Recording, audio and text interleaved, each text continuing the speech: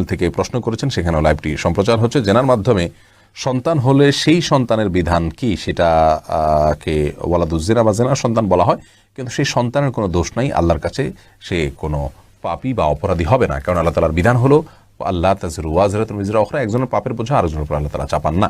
যার কারণে তার বাবা মা তারা অপরাধ করেছেন, তারা এর জন্য দায়ী হবে, কিন্তু এই শিশু আল্লাহর কাছে কোনো দায় বহন করবে না।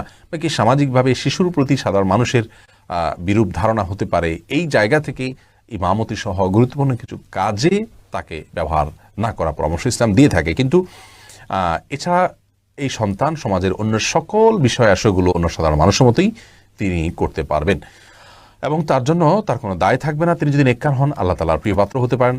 অন্য একজন সাধারণভাবে জন্মগ্রহণ করা মানুষের চাইতে আল্লাহর অনেক বেশি প্রিয় মানুষ হতে পারেন তার নেক আমলের মাধ্যমে। চ্যানেল থেকে প্রশ্ন করেছেন, সেখানেও লাইভটি সম্প্রচার হচ্ছে। জেনার মাধ্যমে সন্তান হলে সেই সন্তানের বিধান কি, সেটা